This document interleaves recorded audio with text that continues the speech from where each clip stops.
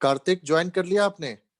आपने जो इंक्रीमेंट की कार्बन की इथाइन में वो वन साइडेड, इधर लेफ्ट वाले कार्बन को या राइट वाले हाइड्रोजन पे को रिप्लेस किया कार्बन से, जैसे इथाइन से प्रोपाइन, इथाइन से ब्यूट-1-9। लेकिन अगर हमें दोनों साइड में यानी इथाइन के दोनों ट्रिपल बॉन्डेड कार्बन पे अगर कार्बन इंक्रीज करने यानी दोनों हाइड्रोजन यूज करने, तो इसमें दो केस हो सकता है। एक, अगर दोनों तरफ equal number of carbon increase करने, जैसे अगर हम ले रहे हैं conversion ethyne to but two yne. अब ध्यान से देखो दोनों के फॉर्मूले, इथाइन हो गया CH triple bond CH, but two yne क्या होता है CH3 C triple bond C CH CH3। ध्यान से देखो दोनों तरफ इक्वल नंबर ऑफ कार्बन है, यानी यहां पर दोनों हाइड्रोजन को हम रिप्लेस कर रहे हैं 1-1 कार्बन से। So this is a symmetrical alkyne case जिसमें दोनों तरफ equal number of carbon increase हो रहे हैं। तो ऐसे केस में क्या आप इसको एक स्टेप में कर सकते हो? पहला स्टेप तो हर जगह वही रहेगा, बट ये है कि यहाँ पर अब दोनों हाइड्रोजन को रिप्लेस करना है, तो यहाँ पर आपको 2 मोल सोडामाइड लेना होगा, क्योंकि एक साथ दोनों हाइड्रोजन H+ के फॉर्म में रिलीज करने। तो यहाँ पर 2NaNH2 लो, और फिर ये दोनों Na इन दोनों H के जगह पर आ गए, तो यहाँ पर आपको पहले डाई सोडियम एसिटालाइट का सॉल्ट बनाना होगा। साइड प्रोडक्ट यहाँ पर NH3 होगा, ये भी 2 मोल बन जाएगा। अब इसके बाद इसको रिएक्ट कराओगे, यहाँ पर ध्यान रखना कि आपको ब्यूट-2-आइन बनाना है। ब्यूट-2-आइन का फॉर्मूला ये हो गया CH3 C triple bond C CH3। अब जो दूसरी रिएक्शन हम लेंगे डाई सोडियम एसिटालाइट के साथ, अब यहाँ पर आप सोचोगे कि यहाँ पर 2 कार्बन बढ़ाने तो हमें इथाइल ग्रुप लेना चाहिए। बिल्कुल नहीं, आप ये देखो कि दोनों सोडियम में हर सोडियम के जगह पे कितना कार्बन बढ़ाना है। एक सोडियम की जगह पे एक ही कार्बन बढ़ाना है, तो जहां जहां सोडियम होगा वहां पर आपका एल्काइल ग्रुप आएगा। तो आपके एल्काइल ग्रुप में कितने कार्बन लेने हैं वो सोडियम से आपको डिसाइड करना है कि 1 सोडियम पर कितने कार्बन आपको बढ़ाने हैं। एक ही कार्बन बढ़ाना है। ये अलग है कि सोडियम 2 जगह है तो दोनों जगह एक एक कार्बन बढ़ेंगे, तो इसका मतलब हमें एक ही कार्बन का हैलाइड लेना होगा, एल्काइल हैलाइड। तो दैट इज अगेन CH3Br, पर यहाँ पर इसके 2 मोल लगाने होंगे क्योंकि 2 जगह चाहिए मुझे। ठीक है, तो ये आप देखो 2 CH3 दोनों सोडियम के जगह पर आ गए, और ये आपका बन गया ब्यूट-2-आइन। तो यहाँ पर हमने इक्वल नंबर ऑफ कार्बन अगर बढ़ाने हैं ट्रिपल बॉन्ड के दोनों साइड, तो यहाँ पर आप डाइसोडियम एसिटालाइट बनाओगे, और फिर आप देखोगे कि एक सोडियम पे कितने कार्बन बढ़ाने, उसके हिसाब से 2 मोल एल्काइल हैलाइड लोगे। लेकिन जब मैं दूसरा एग्जांपल ले रहा हूं, जैसे इथाइन से पेंट-2-आइन, अब यहां पर देखो बेटा, इथाइन हो गया HC ट्रिपल बॉन्ड CH, पेंट-2-आइन का फॉर्मूला ये बनेगा CH3 C triple bond C CH2 CH3। यहाँ पर देखो इक्वल नंबर ऑफ कार्बन नहीं बढ़ रहे हैं, एक साइड में एक कार्बन बढ़ रहा है, दूसरे साइड में 2 कार्बन, अनइक्वल। तो अनइक्वल अगर बढ़ाना होगा तो आपको स्टेप वाइज मैनर में करना होगा, मतलब 1 by 1, एक साथ ये दोनों नहीं बढ़ेंगे। अगर इक्वल बढ़ाना है तो आप एक ही बार में दोनों तरफ बढ़ा सकते हो, जैसे हमने देखा पीछे जो ब्यूट-2-आइन बनाने में। पर अगर दोनों तरफ अनइक्वल बढ़ाने तो ये आपको स्टेप वाइज मैनर में करना होगा, यानी पहले एक साइड में बढ़ाओगे फिर दूसरे साइड में। तो इसका मतलब यहाँ पर 4 रिएक्शन यूज होगी। तो यहाँ पर हम एक ही मोल, चूंकि एक बार में एक ही जगह हम बढ़ा रहे हैं, तो एक ही मोल सोडामाइड लेंगे हम, और ये देखो आपका बन गया NaC triple bond CH plus half H2। फिर आपने दूसरा लिया NaC triple bond CH plus, यहाँ पर लेफ्ट में मुझे एक कार्बन बढ़ाना है तो एक कार्बन का हैलाइड लिया। आप Br की जगह Cl भी कर सकते हो, तो ये आपने देखो Na की जगह पर CH3 आ गया, C triple bond CH plus NaBr। आपने ये बनाया पहले प्रोपाइन। अब प्रोपाइन से फिर आप पेंट-2-आइन में जाओगे, तो उसके लिए फिर ये दोनों स्टेप रिपीट होंगे सेम उसी पैटर्न पर, CH3 C triple bond CH। अब इस बार सोडामाइड जो होगा वो राइट वाले टर्मिनल हाइड्रोजन को रिप्लेस करेगा, तो ये देखो आपका बन गया CH3C triple bond CNA plus NH3, sodium propynide बन गया। और फिर सोडियम प्रोपाइनाइड को अब यहां पर Na की जगह मुझे 2 कार्बन बढ़ाने, तो 2 कार्बन का हैलाइड लिया CH3 CH2 Cl, चलो इस बार Cl ले लिया। अब ये दोनों कार्बन Na के जगह पर आ गए, तो CH3C triple bond C CH2 CH3, ये देखो आपका फाइनल प्रोडक्ट आ गया पेन2I। तो ये था कन्वर्जन एक तरह से ethyne to higher alkyne by using the acidic nature. Yes बेटा, क्लियर है? Yes sir. Yes sir. किसी कोई डाउट? सर कोई वो डाउट तो नहीं है? लास्ट में NaCl लिखा है। हाँ बेटा, क्योंकि ये Na निकलेगा, यहाँ Cl बचेगा ना, यस सर, तो यस सोडियम क्लोराइड बनेगा। NaCl है, ये लिखने में ये हो गया NaCl है, सोडियम क्लोराइड। अब जो दूसरी कैटेगरी के हम रिएक्शन ले रहे हैं, एडिशन रिएक्शन।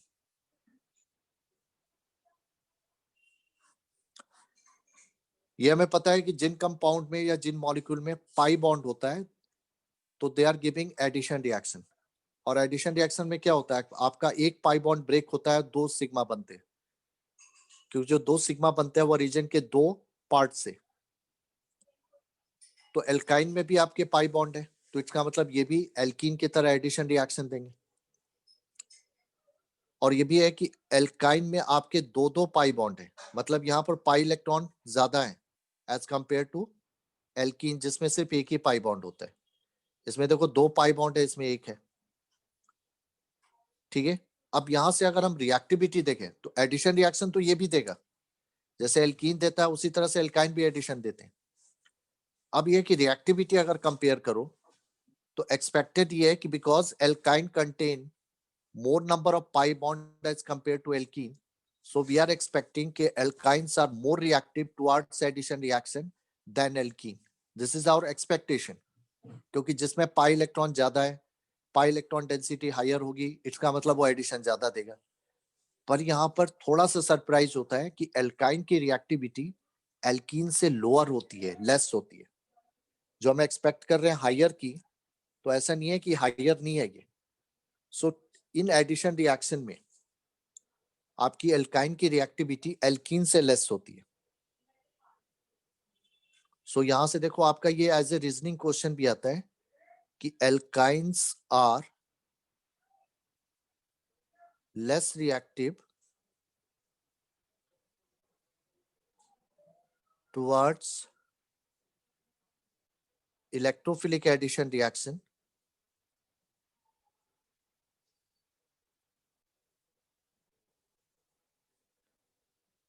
Than alkene.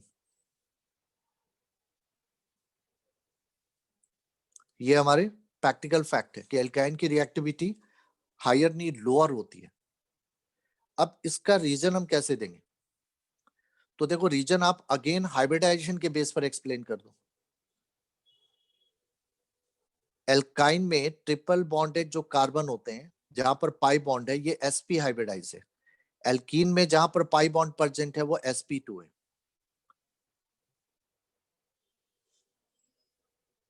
ठीक है, अब यहां पर देखो क्या होता है कि हाइब्रिडाइजेशन में s कैरेक्टर जब इंक्रीज होता है तो ऑर्बिटल का साइज जो होता है वो छोटा हो जाता है, स्मॉलर हो जाता है।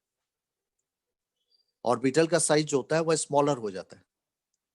तो sp हाइब्रिडाइज कार्बन के जो हाइब्रिड ऑर्बिटल है, इनका साइज sp2 हाइब्रिड ऑर्बिटल के साइज से स्मॉलर है। तो स्मॉलर होने से क्या होता है कि आपकी बॉन्ड लेंथ लेस हो जाती है, यानी यहां पर पाई बॉन्ड की लेंथ जो है between the two carbon is lower than the length of pi bond present between the two carbon and atom in alkene. तो अगर बॉन्ड लेंथ स्मॉलर होगी तो बॉन्ड क्या हो जाएगा, स्ट्रांग हो जाएगा। स्ट्रांग होगा तो इजिली ब्रेक नहीं होगा। यस बेटा, क्लियर है ये पॉइंट? Yes sir. कि since size of sp hybrid orbitals hybrid orbital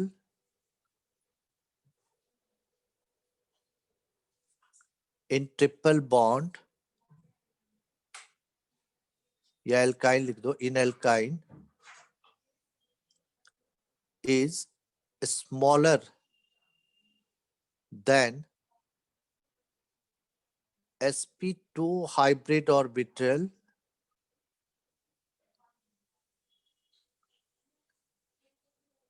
of carbon in alkene.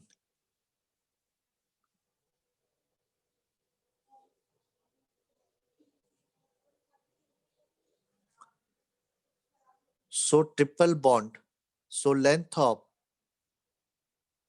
pi bonds in alkyne is less than that of alkene. Alkene से smaller हो जाएगा. And so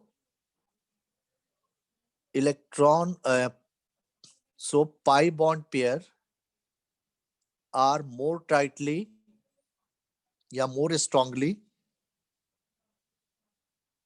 held by triple bonded carbon atom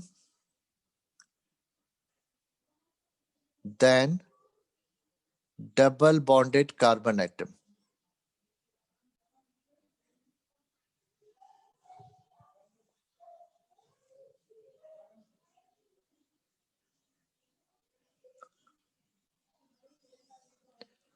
This make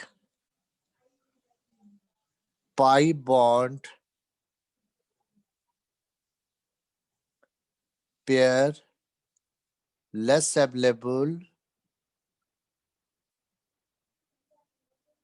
for electrophile attack या reaction. ये भी लिख सकते हो. ध्यान से देख लो बेटा, रीजन पढ़ लो कि अगर रीजन समझ में नहीं आ रहा है तो फिर मैं दोबारा समझा दूं.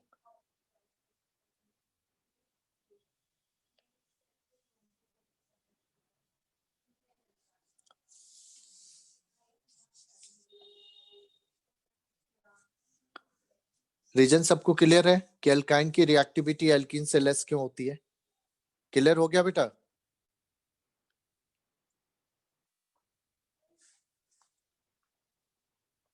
Yes sir. ओके बेटा, तो ये रीजन होगा. इसका मतलब कि इलेक्ट्रोफिलिक एडिशन रिएक्शन जो होगी वो एल्काइन की लेस स्लोअर होगी एज कंपेयर टू एल्कीन. अब हम कुछ एडिशन रिएक्शन देखें. जैसे सबसे पहले अगर हम लेते हैं एडिशन ऑफ हाइड्रोजन, बट उसके पहले ये ध्यान रख लेना कि चूंकि यहाँ पर 2 पाई बॉन्ड है तो हर एडिशन रिएक्शन में ये 2 मोल रीजेंट को यूज करेंगे, क्योंकि यहाँ पर पाई बॉन्ड की ब्रेकिंग एक बार में नहीं होती है, 2 स्टेज में होगी. पहले एक पाई बॉन्ड ब्रेक होगा और 2 सिग्मा बनेंगे. फिर दूसरी एडिशन रिएक्शन मतलब यहाँ पर 2 बार एडिशन रिएक्शन होगी क्योंकि 2 पाई बॉन्ड है. फिर आपका ये दूसरी बार ये पाई बॉन्ड ब्रेक हुआ, तो इस तरह से आपके ट्रिपल बॉन्डेड कार्बन के दोनों पाई बॉन्ड ब्रेक होंगे और उन पे 4 न्यू सिग्मा बॉन्ड फॉर्म होंगे. ठीक है, जैसे सबसे पहले हम देखेंगे एडिशन विथ हाइड्रोजन. आप चाहो तो इस एडिशन को पार्शियली भी कर सकते हो, यानी फर्स्ट स्टेज पे ही आप रोक भी सकते हो. Addition with hydrogen. अब जैसे देखो आपकी यहाँ पर ट्रिपल बॉन्ड है, 2 स्टेप का एडिशन को आप एक स्टेप में दिखाओगे तो 2 मोल रीजेंट लगाओगे, तो यहाँ पर 2 मोल हाइड्रोजन आप लगाओ और यहाँ पर क्या होगा, ये इस तरह से 4 हाइड्रोजन यहाँ पर आपके बाउंडेड हो जाएंगे दोनों कार्बन पे और ये कन्वर्ट हो जाएगा एल्केन में. जैसे अगर हम लेते हैं इथाइन, तो इथाइन जो होगा वह 2 मोल हाइड्रोजन कंज्यूम करेगा, निकेल या प्लेटिनम हीट करेंगे और ये बन जाए इथेन. अगर पार्शियली करोगे तो एल्कीन में जाओगी, जो हमने एल्कीन के प्रिपरेशन में पढ़ा था कि पार्शियल अगर एडिशन करेंगे तो एल्काइन जो होंगे वो एल्कीन में कन्वर्ट होते हैं. तो यहाँ मैं पार्शियल नहीं रहा हूं क्योंकि पार्शियल हम ऑलरेडी प्रिपरेशन में देख चुके हैं, ये कंप्लीट हो रहा है. इसी तरह से अगर आप एडिशन ऑफ हाइड्रोजन करते हो, उसमें जैसे ब्रोमीन है, ब्रोमीन हो गया, क्लोरीन हो गया, तो यहाँ पर टेट्राहेलाइड बनेगा क्योंकि ये 2 मोल ब्रोमीन या क्लोरीन लेंगे. जैसे अगर आप देखो CH ट्रिपल बॉन्ड CH, चूंकि 2 पाई बॉन्ड है तो 2 Br2, ये देखो ब्रोमीन वाटर, यहाँ पर भी ब्रोमीन टेस्ट हम ले सकते हैं। तो ये देखो क्या बनेगा, CH Br CH Br। तो ये क्या बन जाएगा, 1122 टेट्रा ब्रोमो इथेन, ये एडिशन प्रोडक्ट आएगा। तो यहां तक तो किसी को दिक्कत नहीं है। 2 पाई बॉन्ड है, 2 मोल आपने रिएजेंट कंज्यूम किया और एक साथ दोनों पाई बॉन्ड ब्रेक करके दो एटम जो है दोनों कार्बन पे लगा दिए जहां पर ट्रिपल बॉन्ड है। लेकिन जब आप अनसिमेट्रिकल रिएजेंट लेते हो, जैसे एडिशन ऑफ हैलोजन एसिड्स, तो यहां पर आपको addition reaction stepwise manner में लिखना होगा। आप एक बार में नहीं लिख सकते, अदरवाइज आप गलत प्रोडक्ट बना दोगे। जैसे यहाँ पर स्टेप वाइज मैनर में एडिशन किया गया है, यहाँ पर डायरेक्ट आप दोनों को कंबाइन करके कर रहे हो, क्योंकि यहाँ पर आपका इलेक्ट्रोफाइल न्यूक्लियोफाइल सेम पार्ट होंगे, क्योंकि सिमेट्रिकल मॉलिक्यूल नहीं है। लेकिन अगर आपके अनसिमेट्रिकल मॉलिक्यूल लेते हो, जैसे HX हाइड्रोजन एसिड, HCl हो गया, HBr हो गया, HI हो गया, तो यहाँ पर एडिशन आपको 2 स्टेज में अलग अलग करके दिखाना होगा। उसका रीजन क्या है, क्योंकि अगर फर्स्ट स्टेज के बाद आपका कॉरस्पॉन्डिंग एल्कीन सिमेट्रिकल या अनसिमेट्रिकल बन सकता है, तो उस केस में वहां पर मार्कोनी का रूल अप्लाई होगा। जैसे अगर आप इथाइन लेते हो, मान लो HCl का एडिशन करना है, इलेक्ट्रोफिलिक एडिशन है, H+Cl-, ये सिमेट्रिकल है क्योंकि दोनों तरफ हाइड्रोजन सेम है, तो यहाँ पर कोई भी मार्कोनी का रूल अप्लाई नहीं होगा। किसी भी तरफ हाइड्रोजन, किसी भी तरफ क्लोरीन लगा दो। जैसे मान लो इधर हाइड्रोजन इधर क्लोरीन लगाया, तो ये बन गया मेरा CH2 डबल बॉन्ड CHCl, ये पहला प्रोडक्ट आया। अब इस पर जब आप HCl ऐड करने जाओगे तो अब ये अनसिमेट्रिकल हो गया, क्योंकि यहाँ डबल बॉन्ड हो गया और डबल बॉन्डेड कार्बन पे नंबर ऑफ हाइड्रोजन डिफरेंट है। तो इस केस में HCl का एडिशन मार्कोनी का रूल को फॉलो करेगा। तो मार्कोनी का रूल क्या कहता है कि नेगेटिव पार्ट उस कार्बन पे जाएगा जिस पर हाइड्रोजन कम है, तो मतलब Cl फिर इसी पर आएगा, H इस पे जाएगा, तो ये आपका प्रोडक्ट क्या बनेगा, यहाँ CH3 CHCl2, एक Cl पहले से था, एक और Cl लग गया, तो यानी ये बनेगा 1,1 डाइक्लोरोइथेन। यस बेटा, क्लियर हुआ? यस बेटा, क्लियर है रिएक्शन? Yes, sir. एक और देखो एग्जांपल दे रहा हूं, प्रोपाइन का केस ले रहे हैं। अगर अनसिमेट्रिकल रिएजेंट है जैसे हैलोजन एसिड या वाटर, तो वहां पर आपको मार्कोनी का रूल भी अप्लाई हो सकता है। ये हो सकता है कि एल्काइन स्टेज पर ना हो, एल्कीन स्टेज पर हो, या ये भी हो सकता है कि एल्काइन स्टेज पे ही करना पड़े, क्योंकि जहां पर भी पाई बॉन्ड का एडिशन होता है मार्कोनी का रूल फॉलो होता है, अगर अनसिमेट्रिकल है आपका पाई बॉन्ड। जैसे अगर हम प्रोपाइन ले रहे हैं और यहाँ पर मान लो कि HBr में ऐड कर रहा हूँ, अब यहाँ पर देखो एल्काइन वाले स्टेज पे ही मार्कोनी का रूल अप्लाई होगा, क्योंकि यहाँ पर ट्रिपल बॉन्डेड कार्बन पर नंबर ऑफ हाइड्रोजन डिफरेंट है, वहां पर सेम था इसलिए इस स्टेज पर फॉलो नहीं हुआ, यहाँ पर यहीं पर अप्लाई हो जाएगा। तो अब Br कहाँ पर जाएगा, नेगेटिव पार्ट उस कार्बन पे जिस पर हाइड्रोजन कम है या नहीं है, तो Br मिडिल वाले कार्बन पर आएगा। तो यहाँ पर देखो CH से C पर Br आ गया, ये ट्रिपल के जगह डबल हो गया क्योंकि एक पाई बॉन्ड ब्रेक हो गया, और यहाँ पर एक हाइड्रोजन बढ़ गया CH2। अब इस पर दोबारा HBr जब हम डालेंगे तो अगेन यहाँ पर भी मार्कोनी का रूल अप्लाई होगा। फिर आपका Br कहाँ पर जाएगा, इसी पर, तो CH3C Br Br single CH3, यहां पर क्या बना, 2,2 ब्रोमो प्रोपेन। तो इसलिए हैलोजन एसिड के केस में आपको एडिशन में 2 स्टेज अलग अलग लेने पड़ेंगे, पर अगर सिमेट्रिकल रिएजेंट है, H2 है, Cl2 है, Br2 है, तो वहां पर एक ही बार में आप ले लो, क्योंकि वहां पर पॉजिटिव नेगेटिव दोनों पार्ट सेम है। सर इसका नाम तो 2,2 डाई ब्रोमो प्रोपेन हुआ ना? हाँ बिल्कुल, ओके सर। ठीक है। तो ये था एडिशन ऑफ हैलोजन एसिड। अब इसके बाद जो है वो बहुत इंपॉर्टेंट रिएक्शन है, and that is addition of water. क्यों इंपॉर्टेंट है ये देखो, अभी हम रिएक्शन करेंगे तो हमें पता लग जाएगा। नॉर्मली आपने पढ़ा है कि एल्कीन पर जब आप वाटर ऐड करते हो तो अल्कोहल बनता है, ये मैं थोड़ा सा रिवाइंड करा रहा हूं, लेकिन एल्काइन के केस में अल्कोहल नहीं बनेगा।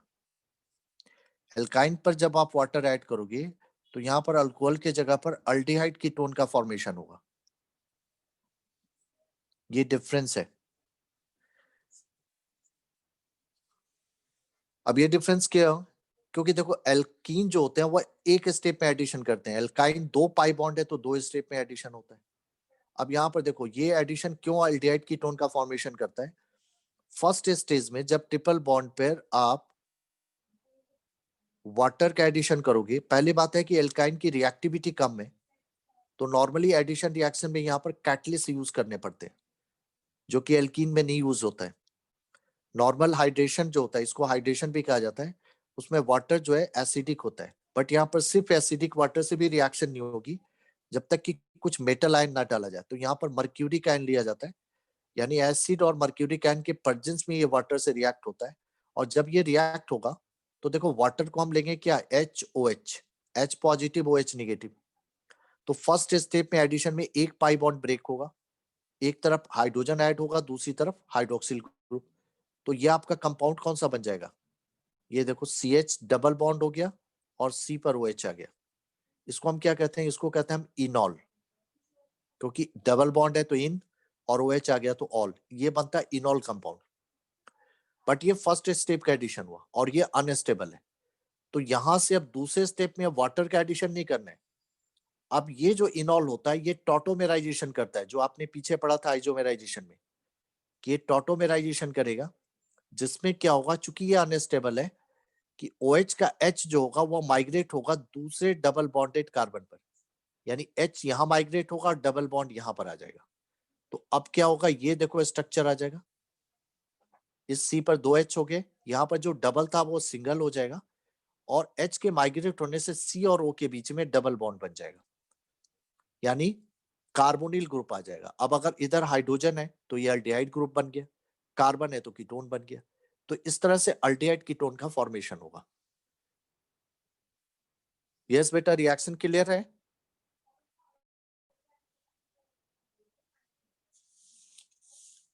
पहले वाटर का एडिशन करना है, फिर टॉटोमेराइजेशन करना है।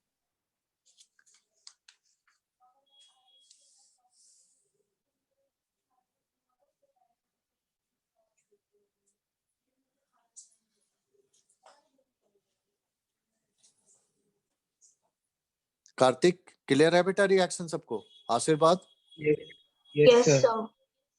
ओके। Yes, अब ये sir. मैंने जनरल फॉर्म लिखा, अब आप इसको देखो। अगर हम इथाइन लेते हैं तो इथाइन फर्स्ट स्टेप में वाटर से जब रिएक्ट होगा H प्लस Hg2+ आयन के प्रेजेंस में, तो सेम चूंकि सिमेट्रिकल है तो कहीं पे भी HOH लगा दो। तो मैंने CH2 लेफ्ट में H और राइट वाले कार्बन पर OH लगाए, ये डबल बॉन्ड CHOH है, ये इनॉल बनेगा, अनस्टेबल है। टॉटोमेराइजेशन नेक्स्ट स्टेप क्लिक होगी।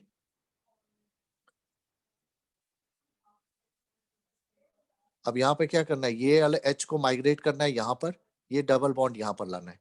तो ये देखो क्या बन जाएगा, CH3 CH double bond O, यानी CH3 CHO आ गया।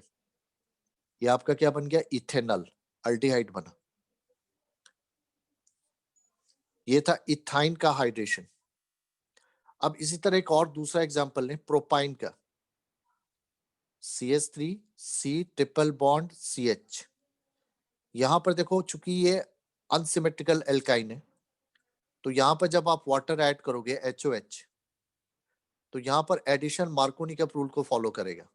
ऊपर जरूरत नहीं थी क्योंकि ये सिमेट्रिकल था, तो यहां पर आप लिख दो मार्कोनी रूल। अब OH यहां पर आएगा और H यहां पर, तो ये आपका कंपाउंड क्या बनाएगा, इनॉल में CH3COH डबल बॉन्ड CH2, ये इनॉल फॉर्म आएगा। और इस इनॉल फॉर्म का जब टॉटोमेराइजेशन करोगे तो यहाँ पर ये H माइग्रेट होगा यहाँ और ये डबल बॉन्ड यहाँ।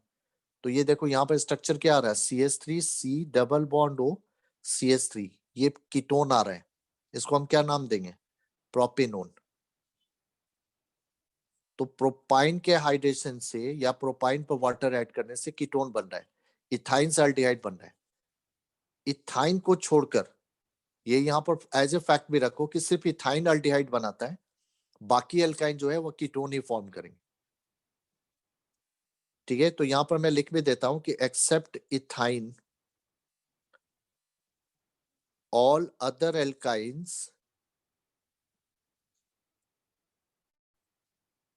form ketone only. तो ये ध्यान रखना, कहीं भी अल्डिहाइड नहीं बनेगा, सिर्फ इथाइन में बनता है। तो ये था एडिशन ऑफ वाटर। तो ये हमारी एडिशन रिएक्शन थी जो वाटर एल्काइन के लिए हमने की। उसी तरह से एक होता है पॉलीमराइजेशन रिएक्शन जो आपने एल्कीन में की है। तो सेम यहां पर भी पॉलीमराइजेशन रिएक्शन होगी।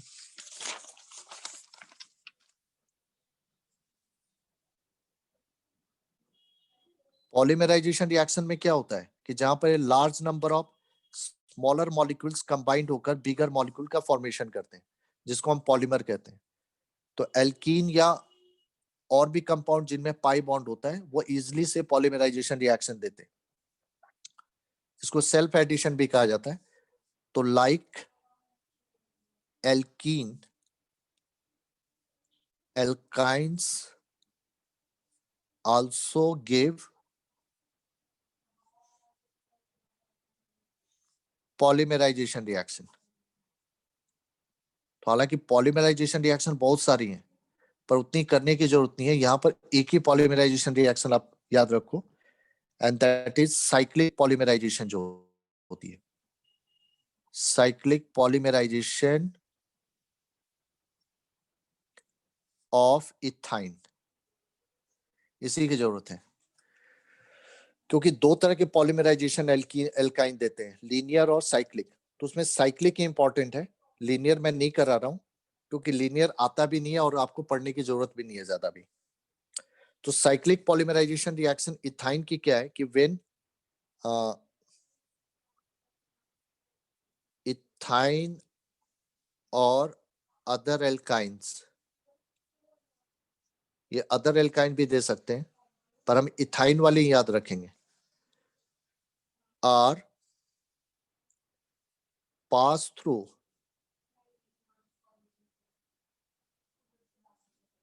रेड हॉट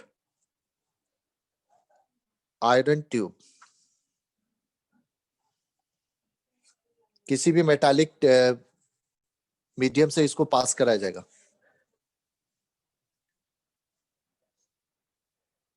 रेड हॉट का मतलब हो गया कि वेरी हाई टेम्परेचर, ये भी मैं मेंशन कर दूं। वेरी हाई टेम्परेचर पर अगर आप इथाइन को पास कराते हो रेड हॉट आयरन या कॉपर ट्यूब से, तो it's three molecules polymerizes to give benzene. ये बेंजीन का फॉर्मेशन करता है। इसके थ्री मॉलिक्यूल पॉलीमराइज होते हैं। कैसे?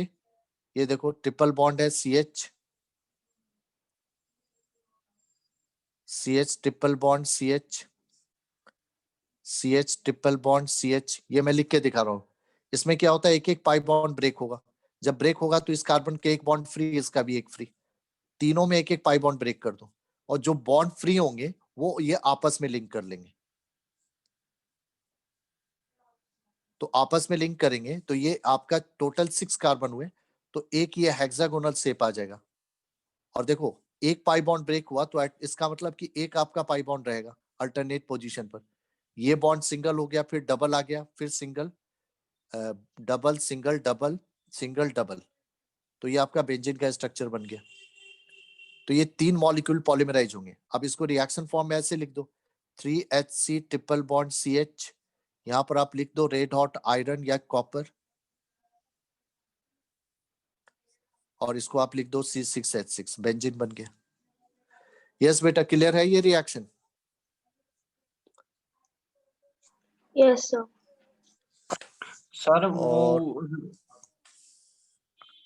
और वो हाँ बेटा ऊपर बोलो। जो आपने डेफिनेशन लिखी है, व्हेन इथाइन और other alkyne are pass through red hot iron, iron के बाद क्या लिखा है सर? आयरन के बाद मैंने लिखा है बेटा very high temperature. Red hot का मतलब हो गया कि बहुत हाई टेम्परेचर पर पास कराया जाता है। नहीं सर, वो Fe के बाद। Fe के बाद ट्यूब है बेटा। ये जो से होता है ना, चूंकि ये गैसियस फॉर्म में पास कराया जाता है ना, आयरन का ट्यूब होता है, इससे पास कराएंगे। Okay sir. ट्यूब नहीं होता है जैसे मेटल का ट्यूब, उसके अंदर पास कराया जाता है यस हाई सर। टेम्परेचर पर। तो इनके 3 मॉलिक्यूल पॉलीमराइज होंगे और वह बेंजीन या बेंजीन कंपाउंड, जैसे अगर आप दे देते हो, सपोज करो प्रोपाइन अगर ले लेते हो, तो प्रोपाइन में देखो टोटल, इसमें सबसे पहले एक बेंजीन रिंग बनती है। अब प्रोपाइन में देखो आपके क्या है कि आपके पास 3 कार्बन है, तो 3 इंटू 3 यानी 9 कार्बन हो गए। तो 9 कार्बन में 6 कार्बन की तो बेंजीन रिंग बन गई। अब जो बच गए 3, वो 3 एज ए मिथाइल ग्रुप यहां पर लिंक हो जाएंगे 2, 4, 6 पोजीशन पर। तो ये 2, 4, 6 ट्राई मिथाइल बेंजीन बन जाता है। ये भी आपका पॉलीमराइजेशन रिएक्शन ही है। तो 2 का ही सिर्फ याद रखो, एक बेंजीन का, एक प्रोपाइन का। सर ठीक है, 2, 4 और 6 पे क्यों लगे बस? एक्चुअली क्या होगा अगर आप इस तरह से लिख के करोगे तो आपको पता लग जाएगा, क्योंकि जहां पर पाई बॉन्ड है वहीं से लिंकिंग होगी ना। अच्छा अच्छा। जैसे ओके जहां, सर। तो उससे ये अल्टरनेट पोजीशन पे ही आएंगे। ओके और सर। लास्ट देखो, कंबशन रिएक्शन तो सभी की ऑलमोस्ट सेम ही है। कंबशन रिएक्शन में एल्केन हो, एल्कीन हो, एल्काइन हो, कोई भी जब आप बर्न करोगे तो बर्न करने पर वो क्या बनाएंगे, CO2 एंड वाटर। कंबशन करने पर जैसे यहाँ पर C2H2 को अगर आप बर्न करते हो ऑक्सीजन में, तो ये क्या बनाएगा, CO2 प्लस वाटर, और साथ ही large amount of heat produce होगा। तो कोई भी एल्काइन होगा, इसको सर बैलेंस ये करोगे। एक्सोथर्मिक है ना? हाँ एक्सोथर्मिक है, हीट लिखने का मतलब कि एक्सोथर्मिक होता है। यस। और इसके लिए मैंने थर्मोडायनिक्स में भी कराया था बैलेंस करने का, अगर याद करो तो फॉर्मूला दिया था, CxHy प्लस O2 गिव्स, 2 ही प्रोडक्ट बनते हैं, CO2 प्लस वाटर। तो x मोल CO2 का बनता है Y/2 H2O, और यहाँ पर लेते हैं half of 2x plus Y/2। ये वही मेथड से लिया हुआ है, चाहे एल्केन हो, एल्कीन हो, एल्काइन हो,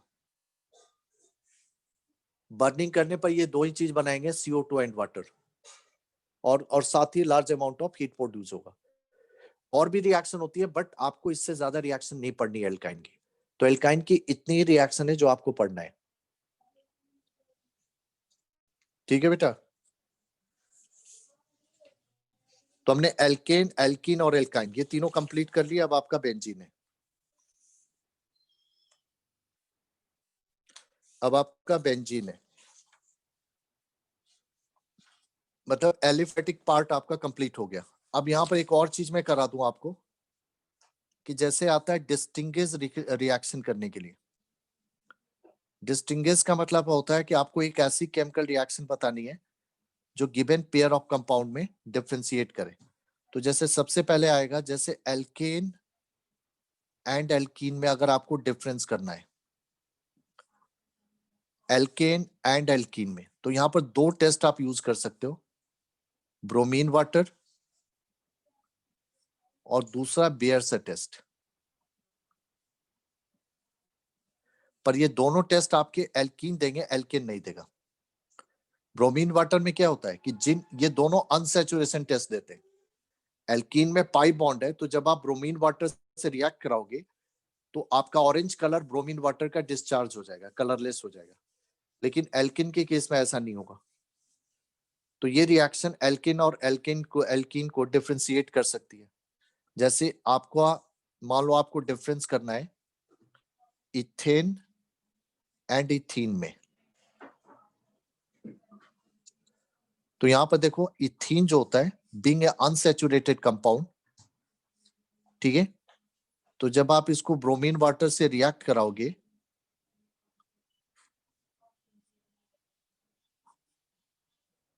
तो ये देखो आपका डाइब्रोमाइड बनाएगा, डाइब्रोमाइड का फॉर्मेशन होगा एडिशन के थ्रू। और यहां पर जो ऑरेंज कलर था पर डाइब्रोमाइड के फॉर्मेशन की वजह से कलरलेस हो जाएगा। लेकिन सेम रिएक्शन आपका इथेन के साथ अगर कराओगे, तो चूंकि इथेन एडिशन रिएक्शन नहीं कर सकता ब्रोमीन के साथ, तो ये आपका नो रिएक्शन होगा, तो यहां पर कलर डिस्चार्ज नहीं होगा। तो ये पहला सेट हो गया ब्रोमीन वाटर से। या बेयर टेस्ट कराओगे तो बेयर टेस्ट में भी क्या होगा कि इथीन जो है अनसैचुरेटेड कंपाउंड है, तो ये जब आप बेयर से टेस्ट करोगे ये ऑक्सीडेशन होता है। हाँ, कोल्ड KMnO4 लेते हैं हम जो एल्केलाइन, तो यहां पर भी पिंक कलर जो होगा इसका वो डिस्चार्ज हो जाएगा due to formation of dihydroxy या ग्लाइकोल कंपाउंड की वजह से। लेकिन इथेन इथेन का अगर आप रिएक्शन कराते हो